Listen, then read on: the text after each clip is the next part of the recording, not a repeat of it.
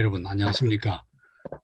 중국 문학기 오늘 12번째로 묵자의 반전평화론을 하겠습니다. 우리가 지난주까지 이제 제자백과를 하고 있는 지난주부터 제자백과를 하고 있는데 우리가 지난주까지 제자백과를 시작해서 공자와 명자를 했습니다. 그래서 공자는 춘추시대, 명자는 전국시대 이렇게 해서 유학이 제일 중요하다고 생각해서 이제 유학을 제일 먼저 했는데, 오늘 하는 건 이제 묵자입니다. 묵자는 그 출생 연도로 보면은 명자보다 빨라요. 이래서 공자가 춘추시대, 명자가 전국시대의 사람이라면은 묵자는 춘추 말기에 태어나서 전국 초기에까지 춘추 말기와 전국시대에 걸쳐서 살았던 사람이 바로 묵자입니다. 아마 여러분들 아마 공자 명자는 잘 알아도 묵자는 뭐 그냥 스쳐 넘어갔거나 뭐 겸해사상 그런 정도로만 학교에서는 배웠을 텐데 굉장히 재미있고 중요한 사상입니다. 자, 전국시대거든. 춘추 전국시대입니다. 이걸 다시 한번 복습하면 춘추 전국시대가 기원전 770년에서 221년 진시황이 진나라로 춘추 전국시대를 육국을 다 통일했던 때, 그때까지를 춘추 전국시대라고 말한다. 이때까지를 춘추시대, 이때 기원전 이때까지가 403년부터 기원전 201년까지가 전국시대. 그런데 묵자는 걸쳐 있었다. 그럼 여러분들 머릿속에 어떻게 떠올라요? 공자가 있었고, 공자와 같은 시대에 노자가 있었고, 노자는 우리 다다음 주쯤에 노자를 하게 되는데, 노자가 있었고, 그 다음에 명자보다는 훨씬 앞서서 묵자가 있었던 겁니다. 그럼 이 묵자는 실제로 지금 여러분들도 그러면 내가 이렇게 강의할 때만 공자 명자를 제일 먼저 하니까 춘추전국시대에도 공자 명자가 제일 유명했을 것이다 착각이에요. 춘추전국시대 때 제일 유명했던 사람은 오히려 장자예요.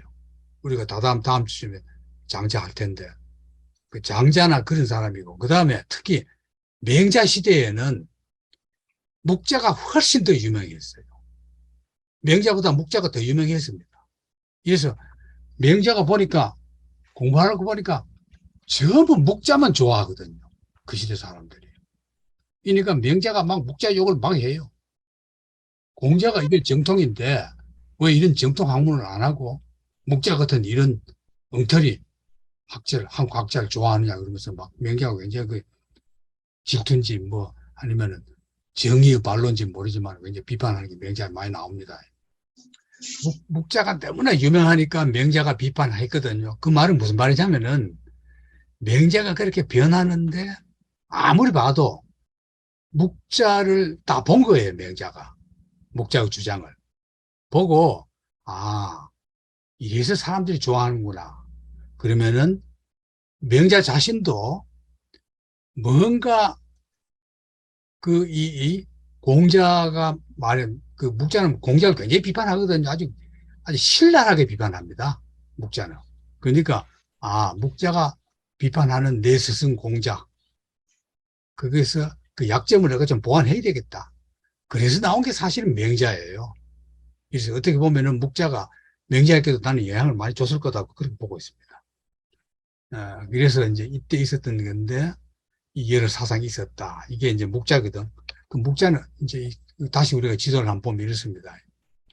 제나라가 여기 있고 노나라가 여기, 노나라가 명자의 나라입니다. 명자의 나라고 원래 전통적인 주나라 이건 여기 있고, 통일한 이 전체 천하를 통일하게 되는 221년에 통일하게 되는 진시황의 나라 진나라는 여기 있고, 초나라는 우리 다음 쯤에 이제 초나라 구련 문학을 가지고 하게 되는데 그 초나라는 남쪽에 있고, 자 묵자입니다. 이렇게 이제 초상화를 이렇게 그리고 있습니다. 사진이 없기 때문에 이제 이게 정확하지 않아요. 이 연도가 굉장히 차가 많이 나죠. 76년, 48년, 480년, 476년 이렇게 나고, 여기도 390에서 420년까지 생물 연대가 대단히 정확하지 않습니다. 그러나 이 묵자를 일러서 교육자이기도 하고 과학자, 군사학자, 예, 실천가, 평화주의자, 묵과학파. 예, 그래서 준정욱 시대 때 가장 영향력을 많이 끼쳤고 인기가 있었던 그 학자는 오히려 묵자였다. 이걸 이제 여러분 기억하시란 말이에요. 지금처럼 공자명자가 아닙니다. 공자명자는 오히려 후대에 와서 유명해져서 옛날에도 유명해져서 그렇다 해서 내가 제일 앞에 강의한 거고 사실은 묵자가 더 유명했다. 이때까지는. 그걸 이제 여러분들 기억해 주십시오. 이 사람을 중국 현대 철학사에서는 첫 사회주의 혁명 이론가라고 보고 있습니다. 묵자를. 그래서 이제 그 1949년 이후에는 묵자를 굉장히 높이 평가해요. 그리고 실천가이고. 그냥 사회주의 이론만이 아니라 실천까지 했다. 이렇게 보고 있습니다. 책은 이겁니다. 묵자. 이게 중국 역사상 최장기 금서입니다. 얼마나 금서가 곧 나와요. 몇천 년 동안 금서예요. 묵자는. 못 읽었습니다. 그 우리나라도 늦게 소개된 거죠. 양계초. 양계초는 여러분들 이름을 알아두는 게 좋아요. 워낙 유명한 사람이기 때문에. 중국 근대화의 아버지라고 해야 될 정도로 우리나라로 치면은 그 신채호, 최남선, 이광수를 다 합친 것 정도의 비중으로 중국에서는 양계초라는 아주 대단한 그 백과전서적인 인물이 있습니다. 이 양계초라는 학자가 있는데 이 학자가 양계초는 그 사회주의자가 아니에요. 그냥 계몽주의자예요. 그런데도 불구하고 양계초가 묵자를 가리켜서 작은 예수, 왜냐하면 겸해사상이거든. 겸해사상은 이웃을 사랑하라. 이웃을 사랑하는 게 예수하고 똑같아요. 예수하고 똑같습니다. 이 사상은. 예수가 이웃을 사랑하라 그랬죠. 이웃을 내 부모와 똑같이 사랑해라. 이웃 사람, 친구 부모도. 그러거든. 예수와 똑같아. 그래서 양계초가 별명을 이래 붙였어요. 묵자는 작은 예수의 큰 마르크스다. 또 마르크스도 닮았어. 모태똥은 고대 변증지물론자의 대가다. 이게 바로 묵자입니다. 그러니까 아마 오늘 듣는 거 여러분들이 좀 생소할 수도 있어요. 워낙 묵자에 대해서는 그냥 전설로만 내려왔고 오랜 금서였기 때문에 잘 모르고 있습니다. 묵자 기념관입니다. 이게 산동성 등주시 형수하빈 용천광장, 이 용용자입니다. 용천광장에 있는데 이게 이제 이게 묵자 이 안에 들어가면 이제 있는 게 바로 이 묵자사입니다. 굉장히 잘 해놨죠. 이때 이 춘추 말기에서 전국 초기거든. 이때 시대가 이제 어떻게 사회상이 어떻게 변했냐면은 제후와 공경 대부들의 약탈전. 이건 이제 하도 그동안 내가 강조했기 때문에 여러분들 기억하고 있죠. 모든 제후들이 그냥 군사해가지고 이웃 제후 쳐들어가는 거. 그게 삶의 목적이에요. 그러니까 저절로 살인과 방화와 약탈, 이 경연자가 되어버립니다. 온 천지가 전쟁터예요. 인구 증가에 못 미치는 농업 생산력. 농업 생산력은 원시 그대로예요. 근데 인구는 자꾸 증가해요. 침략국 인민은, 침략국 적국 사람들은 몰살이에요. 다 죽여버려요. 그래도 애를 하도 많이 낳아가지고 계속 불어납니다. 가족제는 삼족제, 대가족제입니다. 대가족제에 장자 상속. 따라서 가족끼리도 다투기가 예사. 이거 이때부터 벌써 그랬습니다. 가족끼리 다투는 거예요. 자, 묵자의 조상은 송나라. 송나라 하면 여러분들 내가 지금까지 강의한 중에서 송양공이 있었죠. 송양공이 뭡니까? 인자. 인을 실천한 왕. 송양지인. 그게 유명하다 그랬죠. 송나라 양공의 인의 실천. 어땠습니까? 전쟁을 하는데 적군이 강물을 건널 때 공격하면 되죠. 백전백승이죠. 근데 적군이 강을 건널 때 공격하는 것은 예의가 아니다. 그래서 다 건널 때까지 기다려요. 다 건넜으니까 공격하자. 장군들이 건의하거든. 그럼 송양공이 어떻게 말하냐? 아니, 아직 옷도 좀 갈아입고 장비를 챙길 때까지 기다려라. 그래, 기다려가 전쟁해가지고 송양공이 패배해요. 그게 패배해도 그 예의는 지켜야 된다. 이게 송양지인입니다. 송양지인. 내가 그때 그 재밌는 에피소드 하나 해줬죠. 다리 밑에서 어떤 남자가 애인을 만나기로 약속했는데 홍수가 나니까 홍수물이 막 내려오는데도 여자 기다려놓고 도망을 안 가요. 이따 그 홍수 떠내려가 죽어버렸어요. 그게 송양지인입니다. 사람은 그럼 못 쓴다는 겁니다. 말하자면 그 송양공의 형, 목이 이 후손이 바로 묵자입니다. 그 인을 아주 실천 잘하는 집안이죠. 이래는 이제 뭐 옛날에 여러분들 족보 보면 뭐 시조들이 전부 다 고관 대작을 지낸 분들이거든. 내려오면서 다 쌍것도 되고 뭐 그 상민도 되고 이제 천민도 되고 귀족으로 그대로 그 유지한 양반 그대로 유지한 사람들이고 그래 중국도 마찬가지입니다. 서양도 마찬가지고 모든 그 족보는 다 그렇거든요. 그래서 이제 이런 송양공의 형의 말하자면 왕손인데도 불구하고 내려오면서 강덕도에서 평민으로 되어버렸습니다. 평민으로 됐다가 얼마나 평민이냐. 거의 천민에 가까워요. 태어날 당시에는 공장, 기술자 출신 집안에 태어납니다. 기술자, 공장. 이장재가 기술자를 말하잖아요. 장인 하는 게. 기술자 출신, 지금식으로 말하면 노동자예요. 노동자 출신 집안이에요. 산업공상에서 이제 상은 아니지만 공이야, 공. 노동계급이에요. 이때는 노동계급이 그 독립적인 힘을 못 가졌어요. 관료에 예속당하거나 귀족에게 복속되어 있습니다. 전부 다. 기술자라는 게 다 붙어서 일해주고 돈 받잖아요. 목수는 집 지어주고 돈 받고 이러듯이. 이런 집안에 태어났다. 그렇게 보면 됩니다. 근데 이때 이 공인들이요, 의외로 단결이 잘 돼가지고 이미 반란을 일으켰습니다. 중국 역사에서 보면은. 그 어떤 반란을 일으키냐면은 기원전 550년에 아직 춘추시대입니다. 진나라, 이 진나라는 진시황 진나라가 아닙니다. 진나라, 북쪽에 있는 진나라입니다. 이 진나라에서 성벽공사 때 낙반사고가 났습니다. 뭐, 큰 돌멩이, 바위 같은 거 끌어올리다가 떨어져가지고 사람들이 쉬어 죽죠. 뭐, 여사죠, 예전에는. 그러니까 감독관을 죽여버려요. 낙관사고 냈다고.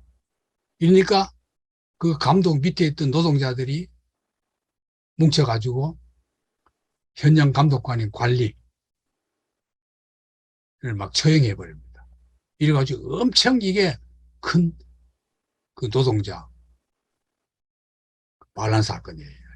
예. 이게 이제 소문이 나거든. 그럼 이제 죽어도 가만히 있어야 돼. 죽이면 죽어야 돼요. 근데 이제 반항했잖아. 이게 이제 소문이 나가지고 그 뒤에 계속 이어진단 말이에요. 그래서 550년에서 그로부터 이제 또 한참 뒤에 520년에 30년 뒤죠. 5년 동안 어? 주 반란 주도 세력이 관청 소속 노동자들이 부당허가에 저항해가지고 쫙 그냥 계속 막 파업, 지금식으로 말하면 파업이죠. 그때는 뭐 그런 용어도 없었지만 이런 식의 이제 또 반란도 있었고 그 다음에 위나라. 이 위나라는 얼마 안 되죠. 또 얼마 안 된 시간에 왜? 그 소문이 전국적으로 전천하에 다 나거든요. 남은 나라까지. 그러니까 이때도 몇 년 동안 계속해서 두 차례에 걸쳐서 장기 강제 노동에 저항해가지고 제후를 반대하던 귀족 세력과 합류하여 위 장공을 왕을 죽여버립니다. 제후를 죽였습니다. 그 뒤에는 그 왕 죽이고 나니까 또 폭군이 집권을 하거든. 그 폭군도 쫓아내버려요.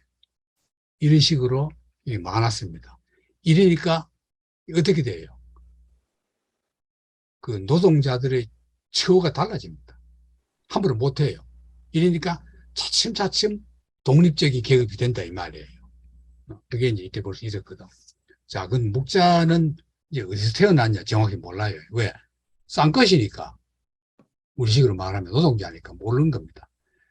어느 정도 그래도 공자 명작하면 뭐 집안에 뼈대가 좀 있었잖아요. 그러니까 그냥 어디 태어나니까 확실히 알아. 근데 이건 뭐 그냥 어디 뭐 족보도 없이 그냥 막 큰 거야. 예? 그러니까 이제 이 묵자라는 게 거물 묵자잖아요. 묵, 거물 묵자거든. 왜 묵자라 그랬느냐. 그 이제 여기 나옵니다. 서역, 저쪽 아랍 계통에서 온 흑인이다. 흑인 피를 받은 사람이다. 그쪽 계열 흑인, 그쪽 계열 뭐 직계는 아니지만은 몇 대쯤 위에는 아랍 쪽 사람이 아버지나 어머니 하나 있어가지고 얼굴이 검다. 그런 설부터 이마에 먹을 새긴 묵형, 옛날엔 형을 받으면 여기다 새겼단 말이에요. 그 묵형을 받았기 때문에 그랬다는 설. 원래 살결이 좀 검었다. 는 설. 목수로 먹쥐를 튀긴대. 그 목수야, 직업이. 목수뿐이 아니라 실제로 기사는 묵자는 기술자예요. 대단한 기술자입니다. 실제로 자기가 다 도안해서 만들어요. 무기까지도. 그러거든. 그러니까 이제 집도 짓고, 그리고 목술로 성도 지가 설계해서 쌓고 이랬거든. 그리고 먹줄로 튀긴데서 그 묵자를 하자. 이랬으니 묵자가 됐다. 그런 게 묵자라는 이름은 유래고, 고향도 잘 몰라가지고, 송나라, 상구설, 하남성의 상구설, 등국, 지금 산동성 등주, 지금은 하남성의 노산, 세설이 있다. 근데 어쨌거나, 어렸을 때 보면은, 자기 이야기를 다 종합한 걸 제자들이 기록을 보면은, 목동을 하다가, 목공 기술을 익혀서 그 분야에 당대의 모든 기술을 다 익힌 손재주 많은 지식인. 그래 보면 됩니다. 보통 사람이 아니죠. 노나라를 유혹해요. 노나라 누구 나라입니까? 공장의 나라죠. 유혹해서 동주, 주나라가 망할 때가 이제 동주 아닙니까? 서주, 동주. 동주는 예, 사관이었던 사각이라는 게 사관이라는 뜻입니다. 옛날에는 사각 이래서 해요, 사관을. 이 사관을 후손을 이렇게 배웠거든요. 이게 공자도 지난번에 그랬죠. 공자도 주나라로 여행을 가서 자료관장, 우리식으로 말하면 사료관장, 도서관장, 직업으로 말하면 관장을 알아가지고 그 관장이 이제 그 노자였다는 설이 있단 말이에요. 그 노자한테 배웠다. 뭐 그런 설도 있는데 어쨌거나 여기도 이 묵자도 이 후손을 배우니까 기록에 없는 구전되는 비밀을 궁중 내부 의뢰, 주술 이런 것까지도 다 배우게 됩니다. 굉장히 그야말로 살아있는 역사 공부를 한 거죠. 그 다음에 이제 노나라 유학 간 이유가 공자를 배우러 간 거거든요. 당연히 공자 배웠어. 배우면서 감동과 함께 바로 비판의식이 일어납니다. 왜? 자기 자신이 그 노동자 집안 태어나서, 하층민에서 이렇게 태어나서 머리 좋아가지고 공부해가지고 올라간 거니까 보니까 도대체 자기하고 말이 안 맞아. 자기 생활하고는 전혀 안 맞아요. 공자 철학이. 이래 됐습니다. 자, 그러면은 이 묵자가 공자를 배우면서 제일 먼저 이거 좀 틀렸다. 이런 생각이 뭐냐면 인자에 대한 해석입니다. 어질인. 어진 사람이 일을 하는 목표는 반드시 천당의 이익을 일으키고 천당의 해를 제거한 데 둔다. 그렇죠? 인. 어진 사람의 소이위. 일을 도모하는 하는 이유는 반드시 천하의 일을 흥하게, 일을 도모하기 위해서, 일을 발전시키기 위해서 하는 거다. 그렇잖아. 그래야 인자지. 인자라는 게 나쁜 짓만 하면 안 되죠. 저거 천하지해. 이렇게 하고 해로운 것은 제거하는 거. 그것을 일로 삼는 것이 바로 인자다. 인자는 이래야 인자야. 공자 가르침에 의하면은. 그런데 지금 제후들은 오직 자기 나라만을 사랑할 줄 알고 남의 나라는 사랑하지 않아. 그래서 거리낌없이 그 나라를 총동원하여 자기 나라를 총동원해서 남나라를 공격해요. 그러니까 지금 제후들은 유독 지혜 기구 자기 나라를 사랑해요. 유독. 그리고 남의 나라를 사람들이 사는 남의 나라를 사랑하지 않아. 불해. 그래서 거리낌 없이 자기 나라 사람들을 일으켜서 거병해서 인지고 남의 나라 사람들의 공격에 들어가는 거야. 그 침략 전쟁이죠. 이걸 공자도 자기 나라가 막 번성해서 이웃 나라 쳐들어가는 걸 공자도 찬양했거든. 그게 인자야.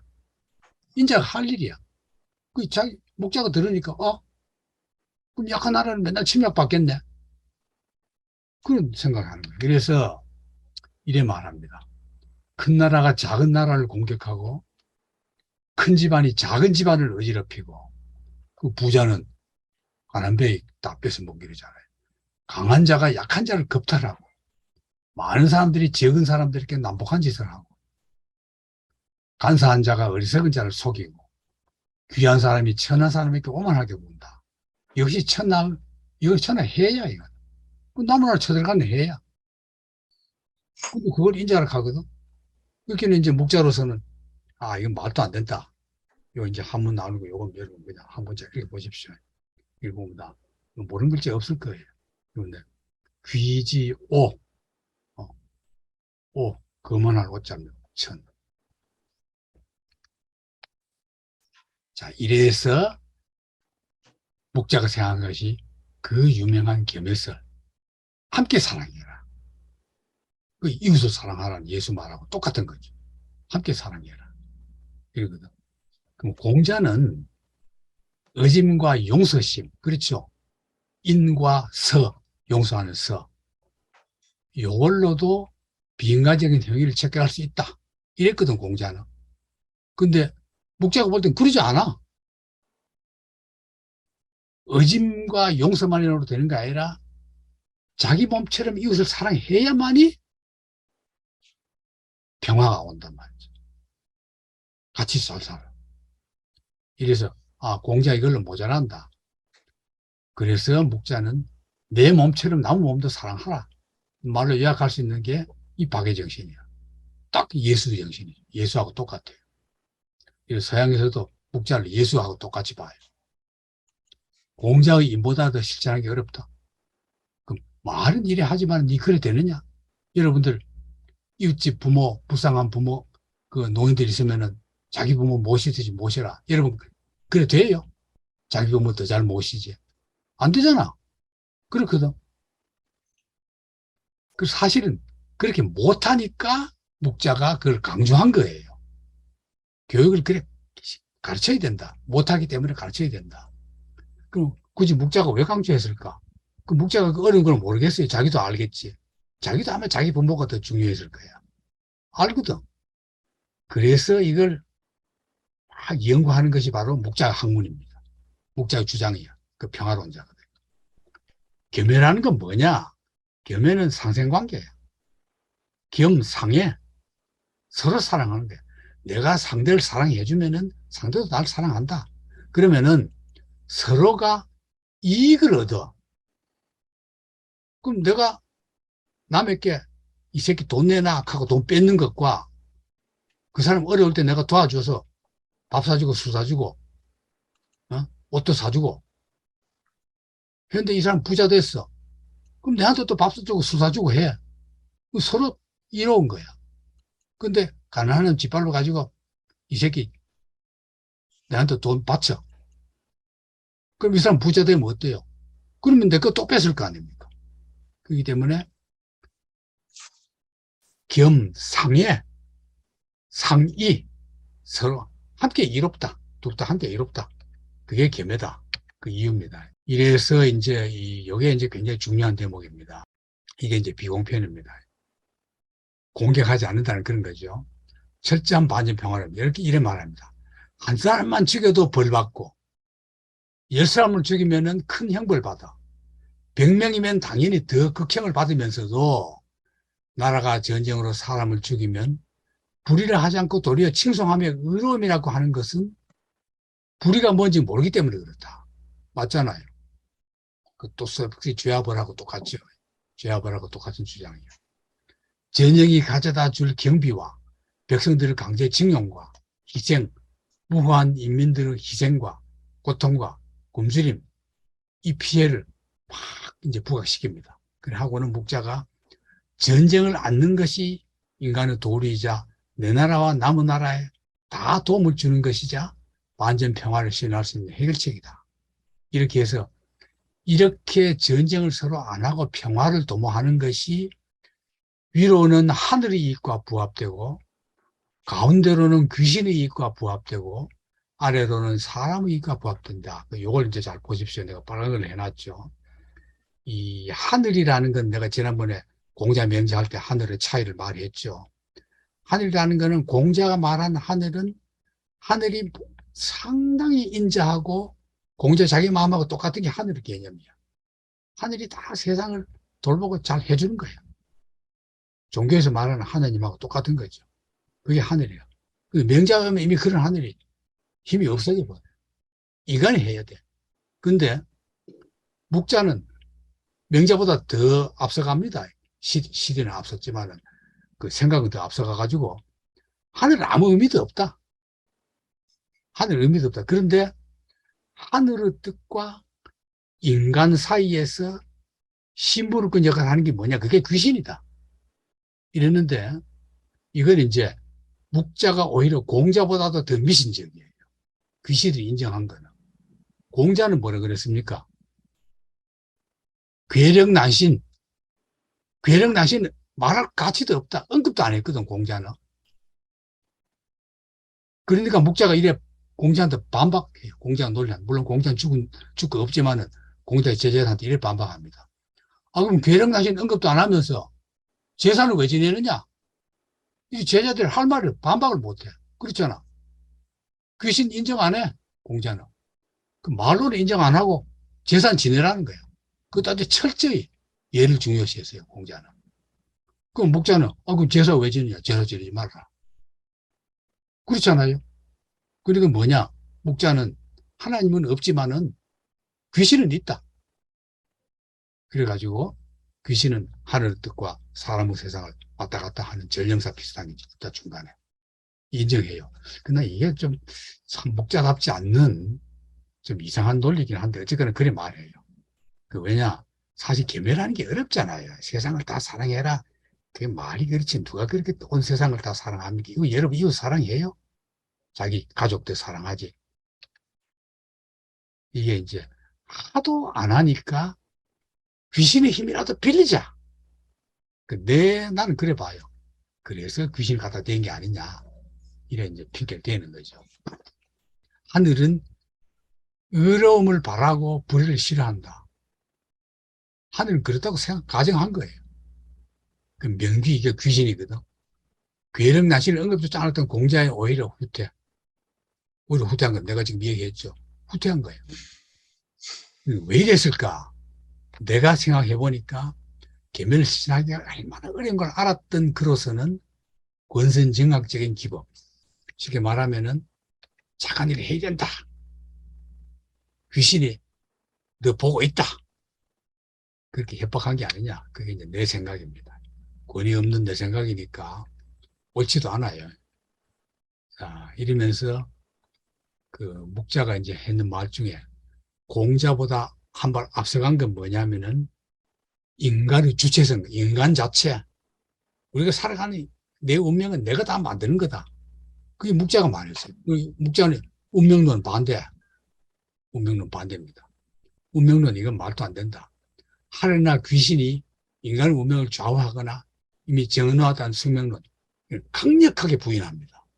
귀신 있지만은 귀신대로 한계가 있고 우리 인간이 살아가는 건 인간 지 혼자 지가 다 해야 된다.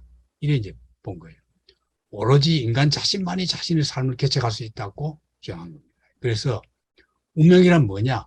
폭군이 지어낸 거야. 명자, 운명이라는 것은 폭왕이 이걸 만들어낸 거야. 왜? 백성들 부려먹기 좋게. 나는 이미 하늘이 내준 왕이고 너는 백성으로 살아라고 하늘이 내준 거다. 이게 동양이나 서양이나 똑같잖아요. 이거 사실이거든. 이게 종교사상하고 동해요. 나중에 종교도 왕의 편을 들었잖아요. 모든 종교가 다 왕의 편을 들거든. 그렇게 돼버린 거. 왕이나 귀족들에게서 천민에게까지 모든 신분을 혈연으로 되리는 규범을 합리화시키려는 게 운명론이다. 이게 목자의 말입니다. 목자는 이래서 운명론 같은 건 없다. 없는데 지배하기 좋게 백성들이 말 잘 듣게 하려고 이래가지고 마음대로 그냥 전대한다. 이런 뜻이에요. 이래서 그럼 운명론 없으면 인간은 어떻게 살아야 되느냐. 능력 위주야. 지금 우리하고 똑같잖아요. 이 목자가 이때 말했어요. 능력 위주로 해야 된다. 이래서 능력 위주로 한다는 것이 이제 상념편입니다. 상념편이고 사상을 상동. 관리 선택 조건은 오로지 능력. 이걸 해야 된다. 국가 통치를 위해서는 사상 통일이 필요하다. 그래서 천하 백성은 모두 이로. 이로하는 것은 왕입니다. 왕도입니다. 왕도. 천자와 뜻을 같이 한다. 왕과 뜻을 같이 해야 된다. 이건 또 목자는 인정해요. 왕권을. 왜? 그때는 왕이 다스리는 걸 당연하게 봤으니까. 그런데 천자라도 왕이라도 반드시 위로 하늘에 합치되어야 한다. 이게 상동우천. 하늘하고 합치되어야 된다. 계상동우천자. 그러면 하늘의 뜻과 똑같고 천자가 왕이 그 왕이 생각하는 것이 하늘의 뜻이기 때문에 백성 뜻과도 똑같고 저절로 똑같하죠. 그러다 왕의 먹기가 좋지요. 그런 뜻입니다. 하늘의 뜻과 백성 뜻이고 천자의 뜻이다. 그럼 왕하기 좋죠. 근데 어긋나버려. 하늘의 뜻과도 어긋나고 백성 뜻과도 어긋나. 그럼 왕의 먹기 어렵죠. 사회와 시대의 영향을 받는다는 환경 양성을 주장한 게 소연편. 그런데 이제 그 목자가 그 하늘의 뜻을 이렇게 강조하면서도 그 사회의 풍조 이걸 굉장히 중요시했습니다. 그 이제 뭐냐면 이게 이제 에피소드가 있어요. 재밌는 에피소드가 뭐냐면은 목자가 어느 날 길 가다가 그 염색집을 봤습니다. 염색집 보니까 그 실타래 옛날에는 실을 비리 염색해가지고 만들기도 하고 이미 된 옷감을 물감 들기도 하고 이랬거든요. 그 실타래 옷이 말이죠. 똑같은 것들이 들어갔다가는 전부 색깔이 다른 걸로 나오거든요. 염색하는 거. 그걸 보고 아 인간 사회도 저럴 거다. 어? 파란 사회, 파란 문화권에 들어가면은 인간이 다 파란 생각을 하게 되고 까만 문화권에 들어가면 다 까만 걸로 되고 환경의 양설, 시대와 환경의 양설 이걸 이제 명자가 굉장히 중요시합니다. 이걸. 그래서 사회 자체가 다 좋아야 된다 그런 뜻이에요. 자, 그다음에 이제 공자 비판입니다. 공자가 제일 중요한 게 예거든. 예와 악이에요. 물론 이제 인이에요. 기본 정신이 인이야. 인자, 군자 그거거든. 그 어질인자. 그런데 어짐을 나타내는 건 뭐냐? 공자는 딱 두 가지예요. 예와 악이야. 예는 예입니다. 절을 뭐 이렇게 하고 뭐 제사 지낼 때 이렇게 하고 음식을 어떻게 놓고 뭐 하는 걸 다 지켜야 되는 게 공자야. 어? 그리고 악은 뭐냐? 귀신한테 우리의 뜻을 음악으로 전하는 거거든요. 악이라는 게. 공자는 굉장히 중요시했어요. 그래서 그 인간이 자기 마음을 나타내는 건 예밖에 없다. 어떻게 그럼 일리 뒤에서 여러분들이 뭐 친구 좋아한다. 뭐 부모님 공경한다 하면 어버이날 뭘 해줘야 되지 않아요? 안 해주고 그냥 내 마음만 보낸다 하면 어버이 좋아합니까? 그 표하는 게 뭐냐? 그게 예라 이거예요. 그 주는 예절을 그 악으로 봤어요. 그 공자는 이걸 했는데 목자가 보니까 이거 아니올시다거든. 그래서 의심을 실현할 방법이 공자는 예와 악이었는데 관청은 모든 의례 절차부터 명안에서 혼례와 상례에 이르기까지 이걸 법문용례 이걸 공자는 강조했는데 목자는 말도 안 된다. 하지 공자를 정면으로 비판하는 게 비유, 공자 비판입니다. 유학 비판. 이게 비유편에 다 나옵니다. 이게 이제 뭐냐면은 이 뒤에 나옵니다. 이 뭐냐면은 3년상 치러라 부모 돌아가시면. 아이 그 옛날에는 3년상 치르기 위해서는 벼슬까지 버렸거든요. 벼슬 버리고 부모님 상영상 치르기 위해서 요 옆에 천막 찍어놓고 그냥 살았잖아요. 옛날 사람들 세수도 안 하고. 그게 예입니까? 그 묵자가 볼 때는 웃기는 거야. 그 너는 먹고 살 게 있으면 그래 해도 되는데 우리는 먹고 살 게 없다. 3년 동안 그래 하면 우리는 먹고 살려면 일해야 된다. 왜 그런 짓 하느냐? 이게 묵자 그 반박이에요. 자, 공자에 이제 이진공격합니다. 딱 공자 욕을 얼마나 하는지 몰라요. 그러니까 명자가 화가 난 거죠. 공자가 주위 천하 중에 채나라와 진나라 사이에서 열흘간 굶어 죽을 위기를 처해요. 깡패들한테 잡혀가지고. 깡패들이 뭐 공자인 줄 압니까? 그러니까 제자 자로가 어디 가서 돼지고기를 구해 삶아주니까 어디서 났느냐 묻지도 않고 막 개걸스럽게 공자가 먹어요. 어? 또 옷이 없거든. 아, 남은 옷을 벗겨서 술 사다 줬어. 공자에게. 술 좋아했거든. 묻지도 않고 마셨다. 이제 묵자가 공자를 비판하는 겁니다. 이렇게 예절 때 없었다. 공자 자신이 이랬단 말이야. 지가 배고프니까 뭐 도둑질 해왔는지 뭐 남 오파를 했는지 뭐 자기 제자 오파를 했는지 그 진짜 스승 같으면 안 그래야 되지 않아요? 그럼 공자는 막 몸집도 크고 이러니까 뭐 많이 먹었겠지. 근데 노나라 애공 왕 앞에 가서는 왕이 이제 그 앉자 이러니까 방석이 반듯하지 않으니까 서서 안 앉아요. 그걸 가만히 보니까 왜 그러냐. 방석을 이래 반듯하게 놔야 돼.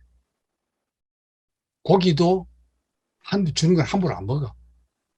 아주 똑바로 탁탁 각이 나게 썰고 회도 가늘게 탁탁탁탁 해야만이 먹어. 근데 그냥 자루가 물었어. 위에 지었을 땐 구차하게라도 살아가기에 바빴지만 애공의 초대 자리는 의로움을 행하는 데다. 의로움 행하다 가서 그래 해야 이랬거든. 이런 목자가 말해요. 더럽고 사악하면 거짓됨이 이보다 더 큰 것이 있겠는가. 어? 오, 사, 위, 숙, 대, 우차. 이보다 더 큰 것이 누구겠느냐. 이런 식으로 공자를 이제 비판했단 말이죠.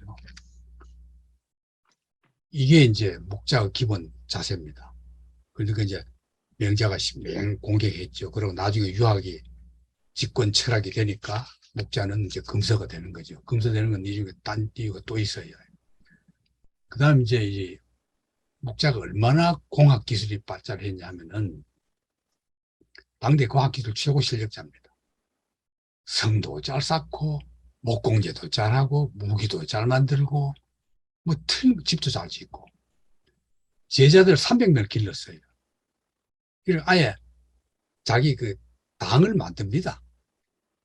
복잡한 그 딱 300명 만들어가지고 그 제자들에게 자기가 아는 기술을 다 가르쳐줘요. 함께 움직여. 그러면서 반전평화운동 실천하거든.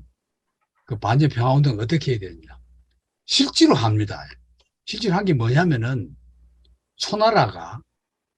초나라가 이때 제일 강한 무기를 만듭니다. 지금식으로 말하면 핵무기예요.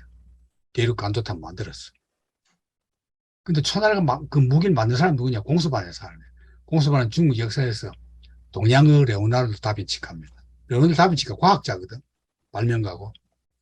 공수반이 그래요. 그 당시에 없던 무기며 공격술 무기를 다 만든 사람이 공수반이에요. 그 초나라가 막강한 나라가 되죠. 그래서 뭐 이웃나라 쳐들어가려고 그래요. 쳐들어갈 때 목재가 그 얘기 듣고는 송나라 침공하려고 하거든. 바로 이웃 송나라. 그러니까 목재가 그 얘기 듣고는 여봐요. 목자가 제 나라에서 10여일이나 걸어가지고 마차도 없어요. 걸었어. 초나라로 가서 왕을 만나게 해달라고 해서 왕을 만나요. 만나가지고 침략전쟁 부당 역사를 하니까. 왕이들이 어때요? 어디가 한심한 새끼가 와가지고 남나라 쳐들어가, 송나라 쳐들어갈 한데 먹는 게 나쁘다. 말도 안 되거든. 그러니까 당신 쳐들어가도 못 이긴다. 그러니까 웃긴 소리 하고 앉았네. 공수반 불러와. 이게 과학자거든. 공수반 불러가지고 둘이 모의전을 합니다.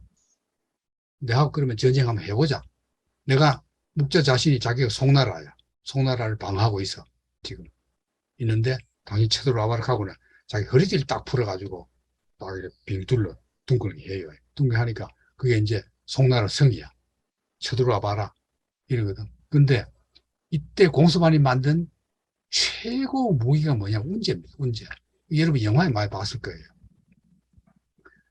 높은 사다리입니다. 밑에 수레바퀴를 달고 쫙 끌고 가서 성 위에다 탁 걸쳐놓고는 쫙 올라가 넘어가 버리는 거예요. 운제를 만들었거든. 그걸 이제 제일 먼저 성을 못 넘어가잖아요. 성문도 뭐예요. 운제만 있으면은 모든 성을 다 공격할 수 있거든. 그래서 그걸 하니까 그걸 여러 대포와 그 불대포를 여러 발 한꺼번에 나가는 기관총 같은 걸 만들어가지고, 기관포 같은 걸 만들어가지고, 묵자가 다 막아내버려. 그, 문제가 딱 오면은, 그게 쏴가지고, 이 뭐냐면, 나무로 만들었단 말이에요. 쏴가지고 금방 불려가지고 태워버려요. 그게 실패죠. 그 다음 또 딴 걸 해요. 지하로도 하고, 뭐, 그 9가지 방법이 있습니다. 이 공수반이 만든 무기가. 그 지하로 들어가면은, 지하에서도 저쪽에서 파가지고는 성 안에서 땅을 파고 들어온다는 거 딱 관찰되잖아요. 그러면은 땅으로 들어가가지고 어디로 땅 파는지 아는 걸 음향으로 듣고는 알아가지고 그쪽으로 방향 파가지고는 여기서 독가스를 보내버립니다. 그 성 안에서 다 죽어가지고 아예 다 죽거나 도망가 버려요. 못 들어와요. 그 다음 물로 하는 거. 뭘 해도 다 안 돼. 그러니까 이제 허리도 부러기를 했죠. 다 안 돼. 공수반이 다 안 돼요. 9번 했지만은 다 침공하니까 목자가 다 막아내거든. 그러니까 공수반이 초나라 왕에게 체면이 안 서잖아요. 그러니까 소인은 목자를 막아내는 마지막 방법을 알고 있지만 말하지 않겠습니다. 공수반이 드디어 항복했습니다. 전투를 항복하고. 그러니까 목자가 이제 그 속을 꿰뚫어 보고는 이래 말합니다. 공수 선생 뜻은 다만 저를 죽이려 하는 것뿐이다. 나 이 자리에서 죽여버리면은 이래 못하니까 쳐들어가도 된다. 죽여버리고 쳐들어가자. 그게 이제 공수반을 이 초왕에게 하는 말이야. 그걸 이미 목자가 다 알아. 꿰뚫어 보고 있어. 나를 죽이면은 송나라를 공격 막아낼 수가 없을 터이니 송나라가 공격을 막아 못 나갈 테니까 공격할 거다. 이 말 하고 싶었죠. 맞거든. 그러나 저 제자는 금골리. 금골리. 이 발음이 이상합니다. 복잡합니다. 금골리. 자의 제자였다가 목자 따라가지고 금골리를 비롯한 300여 명이나 있는데 이미 내 수비하는 기계를 가지고 송나라 성 위에서 성도 다 쌓았어요. 송나라 가서 이미 성을 다 쌓아놓고 왔는 거야. 지가 죽어도 자기 부하들이, 자기 부하들이 자기하고 똑같이 다 할 줄 알아. 그래, 비록 날 죽여도 없앨 수 없다. 이래서 초나라 왕이 공격을 포기해요. 어때요? 대단하지 않아요? 이런 걸 이게 한 건이 아니에요. 여러 나라를 다니면서 꼭 약한 나라에 가서 방어를 다 시켜놓고는 가서 침략 못하도록. 또 공격해 와도 목자가 직접 지휘해서 전투 지휘를 직접 해요. 해서 막아내 주는 거예요. 이 명성이 올라가겠어요? 안 올라가겠어요? 대단한 거죠. 근데 이제 재미있는 얘기가 송나라 은인이죠. 근데 이제 지내가다가 작은 마을에서 문 안에 들어가려니까 안 보내줘. 낯선 사람이라고. 이래가지고 이제 목자가 그래 말해요. 심하게 일을 잘 다스리는 사람에 대해는 공격을 알아주지도 않고, 이런 그런 사람 많죠. 공격에 있으면서 또, 안 알아주는 사람. 밝게 드러내놓고 다툰 사람만을 사람들은 알아준다. 아주 유명한 말이죠. 공자와 명제와는 달리 초라한 차림새로 혼자 몇몇 나라들을 다니며 유세를 펴었고, 감투를 잠깐 쓰기도 했지만 대개는 하사하려는 봉분, 너 이런 영지 줄 테니까 너 여기서 봉헌 영주 돼가지고 살아라. 다 사용합니다. 그리고 제자들에게는 금골리 명성 같은 정통파와 법과 유협 등등에다 명가로는 해시. 해시 여러분, 해시는 이 명가라는 게 있죠. 명가는 뭐냐면 논리학파입니다. 논리학파. 지금식으로 말하면 말로 때우는 거. 그리스식으로 말하면 소피스트들이에요. 해시는 나중에 그 장자할 때 장자와 가장 막역한 절친한 친구가 해시라는 사람입니다. 이게 이 해시가 목자의 제자거든. 그 장자와 친구가 돼요. 이 해시와 장자의 대화는 보면요. 장자 글이 그렇게 재미있고 탁월한 거는 해시 덕분에 그래요. 해시가 목자 제자니까 너무나 말 잘해요. 예를 들면 이런 게 이렇게 말해요. 어느 날 장자 눈이 나중에 할 건데, 장자와 해시가 어느 날 이제 이 내과를 산책하다가 보니까 그 뭐 잉어 새끼들 뭐 나가지고 막 유하게 놀고 있잖아요. 그러니까 장자가 그걸 보고는 저 고기들은 여유만만하게 아주 행복하게 즐기고 있구나. 장자가 그걸 보고 그렇게 말했거든. 그러니까 해시가 뭐라고 말하냐면은, 야, 장자 보고, 야, 네가 지금 물고기도 아닌데 저것들이 즐기고 있는지 안 즐기고 있는지 어떻게 아느냐? 말이 되지 않아요?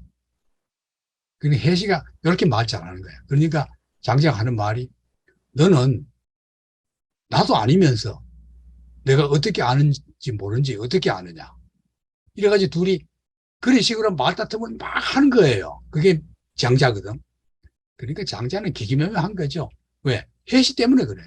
그게 이제 이 바로 목자의 제자야. 그다음 공손형은 뭐냐? 여러분 병마 비마 다 알죠? 흰 말은 말이 아니다. 해가지고 그냥 뭐 왜 말이 아니냐 하니까 흰 거는 말이 내가 강조하는 것은 말인데 우리가 인식하는 그 말인데 흰색, 검은색, 뭐 누런색 그런 거 판단하는 건 시각이다. 시각을 떼고 봐라. 그건 말이 아니다 말이야. 뭐 이런 식으로 이제 어, 하니까 나중에 이 공손형은 하도 개변하니까 아무도 안 알아줘가지고 아주 학천대받아요. 아주 불행하게 가난하게 죽습니다. 근데 이런 제자부터 금골리 명성 같은 정통파까지 다 있습니다. 조직원들이 모든 분야의 노동자들과 기술공예다 전투원, 상인, 무속인, 의사까지도 쉽게 말하면은 당대의 직업인들이 목자의 제자로 300명의 부대를 거느리면서 다녔단 말이에요. 그 소리 칠만하죠. 그러니까. 딱 알겠죠. 그런데 이 목자 조직의 중간 지도자를, 최고 지도자를 거자 혹은 거자로 불렀고, 그걸 위한 명성이 여기 속합니다. 근데요, 이 목자들이 얼마나 철저하냐 하면은, 그 규율이, 이 진나라, 이게 진시황 진나라입니다. 진나라에 살던 한 거자 이겁니다. 고위 간부야. 복돈이라는 간부야. 이 아들이 살인하니까 진나라 해왕이, 이 복돈이 하도 유명하니까 알아요, 왕이. 진나라 왕이 알고는 외동아들이야. 그러니까 그 복돈의 체면을 봐서 살려줘라. 사면을 했어요. 그러니까 복돈이 왕이니까 고맙다 그래야 되죠. 그게 아니야. 당신은 살려줬지만은 내 스승 목자는, 살인자는 누구나 처형해야 돼, 왕이라고. 그 목자는 그 사면 받을 수 없어. 그 자기 아들을 처형합니다. 죽입니다. 사람 죽였다고. 어때요? 무섭지 않아요, 목자가? 이런 율법으로 여러 지역에서 인간평등 사상과 평화사상을 정의하면서 원한도 당하죠. 그랬는데, 예를 들면 맹승, 이게 이제 유명합니다. 맹승이 앞에 나온 바로 제자입니다. 금골리와 맹승 그랬죠. 두 유명한 제자 중에 하나입니다. 이 맹승이 180여 명이 장렬하게 자결한 사건이 나와요. 이게 초나라에서 납니다. 초나라의 양성군 혹은 노나라의 양문군이라고도 하는데 어쨌거나 한 그 제후 한 그 조그마한 영지에 그 제후 한과 약속을 해요. 내가 당신 땅을 잘 지켜주겠다. 국경지대. 그 이제 전부 다 180 묵자하고 동지들로 이제 딱 버티고 어떤 적이 와도 우리는 막는다. 왜? 다 막아요. 워낙 강한 특수 부대이기 때문에. 그러면서 모든 비밀 연락은 이 왕과 폐물, 황이란 폐물 나눠가지고 한 조각씩 가짜냐 진짜냐 맞춰보면은 왕이 직접 명령 내린 거고 왕의 명령 아닌 거는 절대 듣지 말아라. 이랬단 말이죠. 이래 국경을 아주 잘 지켰어요. 했는데 조정에서 큰 변이 일어나 버렸어. 그래서 이 약속했던 왕이 쫓겨나 버린 거예요. 다른 나라로. 도망가 버렸어요. 그러니까 그 나라에서 그 새로 뺏은 나라에서 그 영지 인수하겠다. 그러니까 우리는 양성군하고 약속했다. 당신들 폐물 보자. 없는 거야. 우린 안 된다. 그러니까 맹승이 이게요. 맹승이 참모 하나가 뭐 나라가 뺏겼는데 어떻게 하냐. 우리 그냥 내주고 딴 데로 가자. 근데 맹승이 안 돼요. 묵자는 신의가 가장 우선이다. 이 원래 약속을 지키기 위해서 이웃 나라에 믿을 만한 동지에게 내 후계자가 되어달라 하고는 180명이 함께 자살해버립니다. 어때요? 무섭죠? 이게 묵자 결사예요. 결국은 이 묵자 결사가 나중에 그 진나라, 진시황이 통일하면서 완전히 이 조직이 없어지거든요. 없어지고 이제 그 뒤에 한나라들을 속하면서 유학이 집권하면서 유학 이데올로기가 지배 이데올로기가 되면서 이제 금서가 돼버린 겁니다. 무서운 사람이야. 이래서 묵자 사상 이론 들어도 왕도 정치는 묵자를 금서로 해서 2000년간. 진나라 때부터 금서. 한나라 이후에는 완전히 책조차가 없애버려요. 청나라에 와서야 이 책이 복간되기 시작합니다. 계몽기거든. 마치 유교 비판식이야. 아까 양계초 얘기했죠. 양치차오가 이 계몽주의자 최고 중국 계몽주의 아버지 양계초가 목자를 확 높이 받들고 그다음 호적 이런 지식인에 의해서 완전히 복권됐습니다. 그래서 지금은 이제 목자 연구가 많이 나오고 있고 목자를 굉장히 중요시하는 사람들이 많아졌습니다. 이게 목자입니다. 자, 다음 시간에는 동방의 아리스토텔레스, 동방의 백과사전, 순자를 하게 됩니다.